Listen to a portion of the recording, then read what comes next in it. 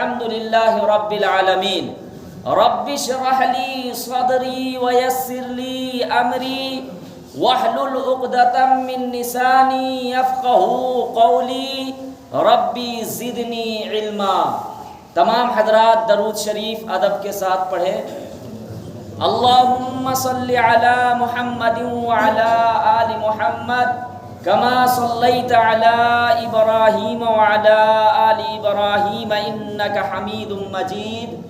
اللہم بارک علی محمد وعلی آل محمد کما بارکت علی ابراہیم وعلی آل ابراہیم انک حمید مجید۔ دوستو بزرگوں، آج 10 ذی الحجہ ہے، اس کو یوم النحر بھی کہتے ہیں، قربانی کا دن۔ اور واقعتاً آج کا دن یہ بہت ہی اہمیت و فضیلت والا دن ہے، اور ایک اہم واقعات کی طرف ہم سب کو یاد دلانے کا ایک یہ 10 ذی الحجہ کا دن ہے، اور یہ ایک طرح سے خوشی کا بھی دن ہے، کیونکہ اللہ تبارک و تعالی ہم سب کو یہ ابتدائی 10 دنوں میں عبادت کرنے کی توفیق عطا فرمائی، اور اللہ تبارک و تعالی کی توفیق سے ہم سب نے انشاءاللہ ہمیں امید ہے کہ یہ 10 ذی الحجہ کی اہمیت کو سمجھتے ہوئے آپ سب عبادت کیے ہوں گے۔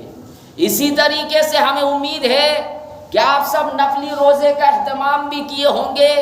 کل 9 ذی الحجہ تھا بھارت کے کیلنڈر کے اعتبار سے، تو عرفہ کا روزہ بھی رکھے ہوں گے۔ جنہوں نے روزہ رکھا، مسلم شریف کے حدیث میں ہے کہ 2 سال کے گناہ ان کے معاف ہو گئے، اگلے سال کے گناہ اور پچھلے سال کے گناہ۔ اسی طریقے سے جو یہ ابتدائی 10 دنوں میں عبادت کیے، یہ اللہ تبارک و تعالیٰ کو اور دنوں کے بنسبت وہ عبادت بہت زیادہ پسند ہے، یہاں تک کہ صحابی عرض کرنے لگے کہ اللہ کے رسول صلی اللہ علیہ وسلم اگر کوئی اللہ کے راستے میں نکلے تو کیا اس سے بھی زیادہ جو ہے ان 10 دنوں میں 10 ذی الحجہ میں عبادت کرنا اللہ کو پسند ہے؟ تو اللہ کے نبی صلی اللہ علیہ وسلم نے فرمایا ہاں، اللہ کے راستے میں نکلنے سے بھی زیادہ ان 10 دنوں میں، ابتدائی 10 دنوں میں جو عبادت مسلمان بندے یا بندیاں کیے، اللہ کو بہت زیادہ پسند ہے۔ تو پھر سوال کیا گیا، یہ اللہ کے نبی صلی اللہ علیہ وسلم نے پھر یہ اگلا جواب دیا، لیکن اگر کوئی اللہ کے راستے میں نکلا اور وہ اپنا مال، اپنی جان، سب کچھ لٹا دیا تو اس کا یہ عمل بڑھ جائے گا، تو اس کا یہ عمل بڑھ جائے گا۔ لیکن یہاں اللہ کے نبی نے یہ ارشاد فرمایا کہ اللہ کے راستے میں نکلنے سے بھی زیادہ ان ابتدائی 10 دنوں میں عبادت کرنا اللہ کو محبوب ہے۔ اور اسی طریقے سے آج کے دن ہمیں غور کرنا چاہیے کہ ہم قربانی کیوں کرتے ہیں، قربانی کا مقصد کیا ہے، قربانی کی روح کیا ہے۔ اللہ تبارک و تعالی سب سے پہلے قرآن کریم میں فرما رہے ہیں ان صلاتی و نسکی و محیایا و مماتی للہ رب العالمین۔ اس آیت کے اندر غور و فکر کرنا چاہیے کہ اللہ تبارک و تعالی یہ فرما رہے ہیں اگر تم نماز بھی پڑھ رہے ہو تو کسی انسان کے لیے نہیں، میرے لیے نماز پڑھنی پڑے گی۔ اگر تم قربانی بھی کر رہے ہو تو کسی انسان کے لیے نہیں، قربانی بھی کرنی ہے تو میری رضا کے لیے کرنی ہے۔ اگر تمہیں اللہ تبارک و تعالیٰ نے زندگی بخشی ہے تو اس زندگی کی اہمیت کو سمجھتے ہوئے اللہ کے لیے وہ زندگی گزارنی ہے۔ اگر ہماری موت بھی ہو تو اللہ کے لیے موت ہو اور اللہ ہم سے خوش ہو جاوے۔ اس آیت کے اندر اگر غور و فکر کیا جائے تو اللہ تبارک و تعالیٰ نے ہمیں یہ تعلیم دی ہے کہ اگر ہم قربانی کر رہے ہیں، ہماری نیت دکھاوا نہیں ہونا چاہیے، ہماری نیت ریاکاری نہیں ہونی چاہیے، بلکہ اللہ تبارک و تعالیٰ کی رضا کے لیے ہمیں جو ہے قربانی کرنی ہے۔ اگر آپ نماز پڑھنے کے لیے آئے تو نماز میں بھی ہمیں یہ تعلیم دی گئی ہے کہ کسی انسان کے لیے نماز نہیں پڑھنی ہے بلکہ اللہ تبارک و تعالیٰ کی رضا کے لیے نماز پڑھنی ہے۔ اور یہاں پہ قربانی کے ساتھ نمازوں کو کیوں جوڑا گیا، جینا اور مرنا کو کیوں جوڑا گیا؟ تو یہ بہت اہم تعلیمات ہے۔ یہ کوئی رسمی عبادت نہیں ہے قربانی کرنا کہ بس جانور کے گلے میں چھری پھیر دیے، بس وہ ایک رسمی عبادت نہیں ہے، بلکہ یہ عبادت وہ ہے کہ اللہ تبارک و تعالیٰ نے ابراہیم علیہ السلام کو حکم دیا، اگرچہ اس میں ظاہری اعتبار سے کوئی نفع نہیں آ رہا تھا، کوئی نفع فائدہ نظر نہیں آ رہا تھا، لیکن اللہ تبارک و تعالیٰ نے حکم دیا کہ تمہیں جو ہے اپنے بیٹے کو ذبح کرنا ہے میرے لیے۔ حالانکہ اللہ تبارک و تعالی بیٹا کو ذبح کروانا مقصد نہیں تھا، اللہ تبارک و تعالی حضرت ابراہیم علیہ السلام کا امتحان لینا مقصد تھا۔ اور قرآن کریم میں بھی ہے وَإِذِ ابْتَلَىٰ إِبْرَاهِيمَ رَبُّهُ بِكَلِمَاتٍ فَأَتَمَّهُنَّ قَالَ إِنِّي جَاعِلُكَ لِلنَّاسِ إِمَامًا، کہ حضرت ابراہیم علیہ السلام کو اللہ تبارک و تعالی نے ان کو کئی باتوں سے آزمایا، چند کلمات سے آزمائے، اور حضرت ابراہیم علیہ السلام ان تمام امتحانات میں کامیابی حاصل کیے۔ پھر ہوا یہ کہ اللہ تبارک و تعالی نے حضرت ابراہیم علیہ السلام کو امام بنا دیا، اور صرف حضرت ابراہیم علیہ السلام کو بھی نہیں بنایا بلکہ ان کی ذریت، ان کی اولاد میں بھی جو ہے وہ مکہ کا امام بنا دیا۔ تو اور اس میں ایک اور اہم بات بھی ہے کہ حضرت ابراہیم علیہ السلام جب امتحانات دیے، بڑے بڑے امتحانات دیے کہ ایک ایسے گھر میں پیدا ہونا جو توحید سے وابستہ نہیں ہے، جو کفر و شرک میں مبتلا ہے، لیکن اس کے باوجود حضرت ابراہیم علیہ السلام ان کو توحید کی دعوت دیتے رہے، یہاں تک کہ اپنے والد کو بھی دعوت دیے، لیکن ان کے بات ماننے کے بجائے لوگ ان کے دشمن ہو گئے، خون کے پیاسے ہو گئے، اور اسی وجہ سے پھر حضرت ابراہیم علیہ السلام کو آگ میں بھی ڈالا گیا۔ لیکن دیکھیں تو صحیح، حضرت ابراہیم علیہ السلام کو جب آگ میں ڈالا جا رہا تھا، اس وقت حضرت ابراہیم علیہ السلام کے سامنے فرشتے آتے ہیں کہ آپ اگر حکم دیجئے تو اس آگ کو میں ٹھنڈی کر دوں گا، آپ کو کچھ نہیں ہوگا۔ یہاں تک کہ حضرت ابراہیم علیہ السلام نے فرشتوں سے کہا کہ نہیں، تمہاری مدد کی ضرورت نہیں ہے، میرا اللہ مجھے دیکھ رہا ہے، میرا اللہ مجھے دیکھ رہا ہے، تمہاری مدد کی ضرورت نہیں ہے۔ اور اس کے بعد حضرت ابراہیم علیہ السلام کے لیے ایسی آگ تیار کی گئی تھی کہ وہ آگ کے شعلے آسمان سے باتیں کر رہے تھے، وہ آگ اتنی تیزی تھی کہ کئی ہفتوں تک اس آگ کو تیار کیا گیا تھا، لکڑیاں جمع کر کے اس کو جلایا گیا تھا، اور اس کی آگ کی تاثیر آسمان تک پہنچ رہی تھی تاکہ حضرت ابراہیم علیہ السلام کو اس میں ڈالا جائے گا۔ فرشتے آئے کہ میں مدد کروں گا، اللہ کے طرف سے میں آیا ہوں۔ حضرت ابراہیم علیہ السلام نے کہا کہ نہیں، تمہاری مدد کی ضرورت نہیں ہے۔ یہ اصل میں ایمان جب پکا ہو جاتا ہے اور جب اللہ تبارک و تعالیٰ سے کسی پر بھروسہ ہو جاتا ہے تو پھر وہ کوئی چیز کو نہیں دیکھتا سوائے اللہ۔ وہ مرنا پسند کرتا ہے لیکن جھکنا پسند نہیں کرتا۔ حضرت ابراہیم علیہ السلام کے لیے آگ تیار کیا گیا، اور اس کے بعد جب اس کو ڈالا گیا تو پھر اس وقت اللہ تبارک و تعالیٰ نے آگ کو حکم دیا۔ کیا حکم دیا؟ قلنا یا نار کونی بردا وسلاما علی ابراہیم، کہ تو ابراہیم کے لیے سلامتی والی بن جا، یعنی ٹھنڈی ہو جا، اور کیسی ٹھنڈی؟ ایسی ویسی نہیں بلکہ سلامتی والی ٹھنڈی، تاکہ ابراہیم کے ایک بال کو بھی تم نہیں جلا سکتے۔ اور اللہ کی طرف سے آگ کو یہ حکم ہوا، جب اس میں ڈالا گیا تو وہ آگ ٹھنڈی ہو جاتی ہے، حضرت ابراہیم علیہ السلام کو بالکل جلا نہیں سکتی، اور ذرہ برابر بھی کہیں آگ کی تاثیر حضرت ابراہیم علیہ السلام کے جسم پر نہیں پڑتی۔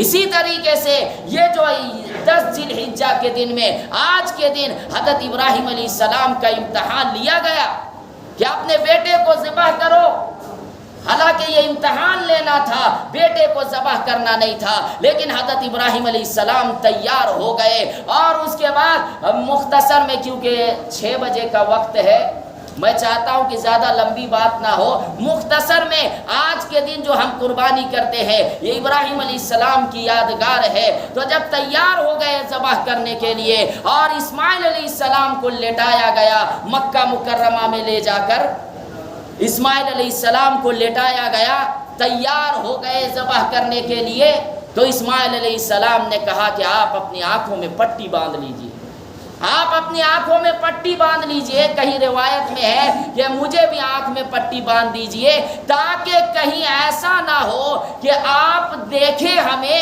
اور آپ کی محبت جاگ جاوے، آپ کی محبت، کیونکہ آپ باپ ہیں، آپ اپنی آنکھوں میں پٹی باندھیے گا تو اگر میرے چہرے پہ نظر نہیں پڑے گی تو آپ کے دل میں محبت پیدا نہیں ہوگی، اسی وجہ سے آپ اپنی آنکھ میں پٹی باندھ لیجئے۔ حضرت ابراہیم علیہ السلام اپنی آنکھ پر پٹی باندھ لیتے ہیں، اسماعیل علیہ السلام لیٹے ہوئے ہیں۔ اس کے بعد جیسے ہی ذبح کرنے کے لیے تیار ہوتے ہیں کہ اللہ کی طرف سے حکم ہوتا ہے، چھری کو کہ چھری مجال ہے کہ تم میرے حکم اس کے آگے، حضرت اسماعیل کے گلے پر چھری چلا سکتے ہو، تم نہیں چل سکتے۔ اللہ کے طرف سے چھری کو حکم ہوا۔ حضرت ابراہیم علیہ السلام پوری کوشش کیے چلانے کی، لیکن وہ چھری نہیں چلی۔ کیوں نہیں چلی؟ کیونکہ اللہ کے طرف سے حکم آیا، اور اس کے بعد پھر فرشتے فوراً اللہ کے حکم سے آتے ہیں، اسماعیل علیہ السلام کو ہٹا دیتے ہیں، اس کی جگہ میں دمبا رکھ دیتے ہیں، اور پھر جب چھری اس وقت تو نہیں چل رہی تھی جس وقت اسماعیل علیہ السلام کو ذبح کرنے کا وقت تھا، لیکن جب اسماعیل علیہ السلام کو ہٹا لیا گیا اور دمبا رکھ دیا گیا، فوراً چھری چلتی ہے۔ جب آنکھ سے پٹی ہٹاتے ہیں تو باپ بیٹا دیکھ کر مسکراتے ہیں اور اللہ تبارک و تعالیٰ کا شکریہ ادا کرتے ہیں۔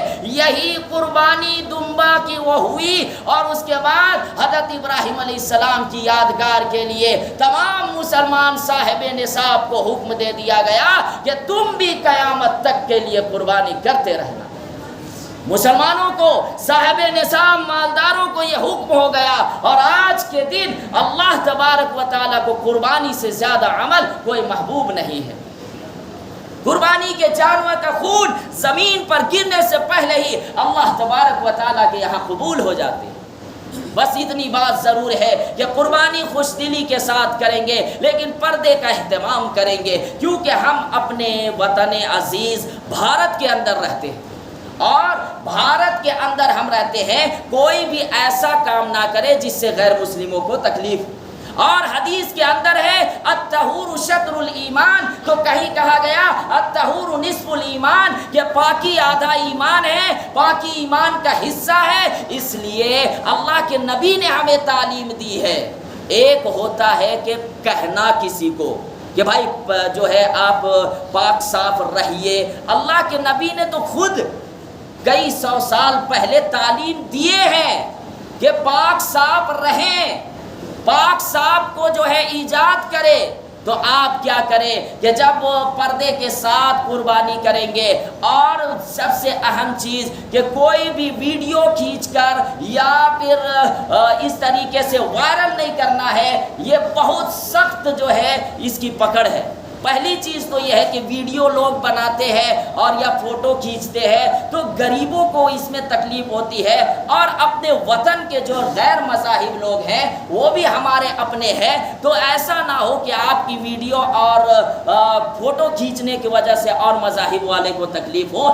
اس لیے آپ پردے کے ساتھ کریں گے، کوئی ایسی ویڈیو، کوئی ایسا فوٹو کھینچ کر جو ہے وائرل نہیں کرنا ہے۔ دوسری بات یہ ہے کہ کوڑا کچرا باہر میں بالکل نہیں پھینکیں گے، خاص صفائی کا دھیان رکھیں گے، اور پھر اس کے ساتھ ساتھ قربانی تو ہمیں ضرور کرنی ہے، کیونکہ ہمارے باپ حضرت ابراہیم علیہ السلام اور ہمارے نبی صلی اللہ علیہ وسلم کی اتباع، کیونکہ 10 سال تک اللہ کے نبی صلی اللہ علیہ وسلم مدینہ میں رہے، لیکن 10 سال میں کسی سال اللہ کے نبی صلی اللہ علیہ وسلم نے قربانی میں غیر حاضری نہیں کی، ہر سال قربانی کرتے آ رہے، ہر سال کیے تھے۔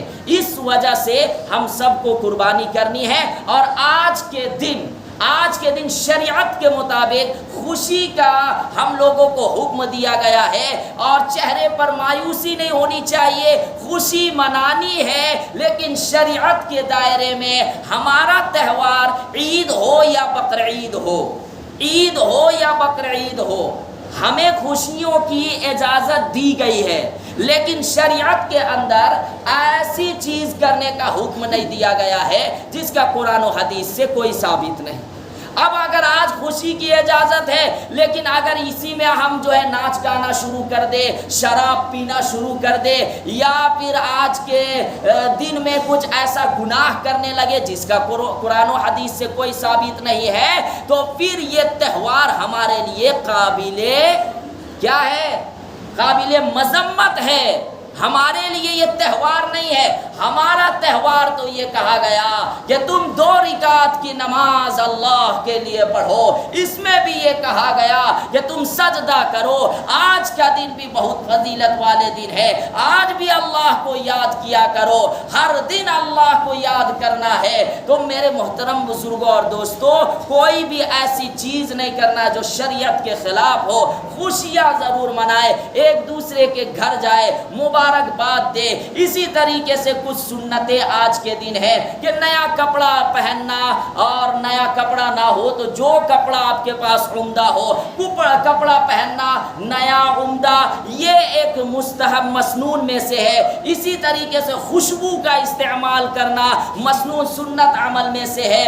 اسی طریقے سے آپ اگر اہل صبح، دیکھیے یہاں پہ غلطی لوگ کیا کرتے ہیں، بڑے افسوس کی بات ہے کہ صبح میں اٹھتے ضرور ہے لیکن فجر کی نماز نہیں پڑھ کے یہاں واجب کی نماز پڑھنے کے لیے آ جاتے ہیں، حالانکہ فجر کی نماز اس نماز سے زیادہ مرتبہ ہے، اور 5 وقت کی نماز فرض ہے، لیکن فجر کی نماز یہ بہت فضیلت والی نماز ہے۔ بے شمار احادیث ہے، اس پر میں روشنی نہیں ڈالنا چاہتا۔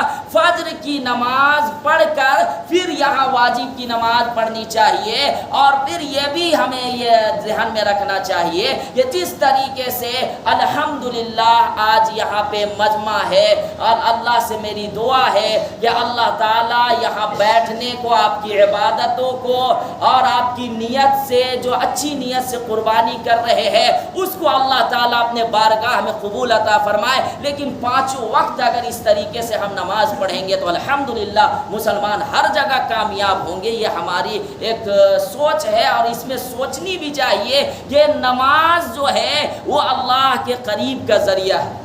تو مسنون میں سے کیا ہے؟ خوشبو لگانا ہے، عمدہ کپڑا پہننا ہے۔ اسی طریقے سے تکبیرات پڑھتے ہوئے مسجد آئے یا عیدگاہ جائے، تکبیرات کیا ہے؟ اللہ اکبر، لا الہ الا اللہ، واللہ اکبر وللہ الحمد۔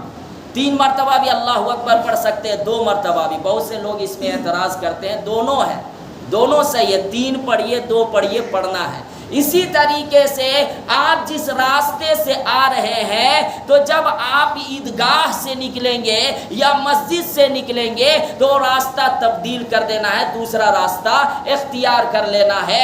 اور بھی بہت ساری چیزیں ہیں، بہت ساری باتیں ہیں، لیکن وقت ہو گیا ہے، زیادہ لمبی بات میں نہیں کھینچنا چاہتا ہوں۔ میں آپ سب سے ادب سے گزارش کرتا ہوں ایک مرتبہ کہ صفیں درست کر لیجئے، صفوں کو بنا لیجئے، اور جو پیچھے حضرات ہیں تو خالی جگہوں کو پر کر لیجئے، آگے آ جائیے، صفیں درست کر لیجئے، آگے آتے جائیں۔ اس کے بعد پھر انشاءاللہ جماعت کھڑی ہو جائے گی عید الاضحیٰ کی۔ پیچھے والے حضرات سے گزارش ہے کہ آگے آتے جائیں، دائیں جانب بھی آ جائیں، اور اگر جگہ نہ ہو تو پھر اوپر منزلہ میں تشریف لے جائیں۔ اب آپ حضرات تشریف بیٹھ جائیے۔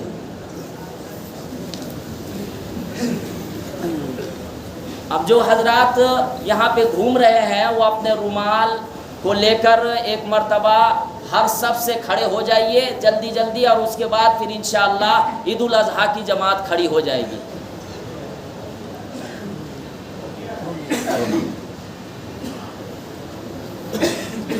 تو آپ سب کھڑے ہو جائیے۔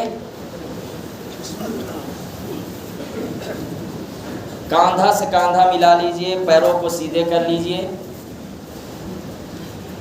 اور اگر کہیں پہ جگہ کی فاصلہ ہو تو وہ جگہ کو پر کر لیجئے۔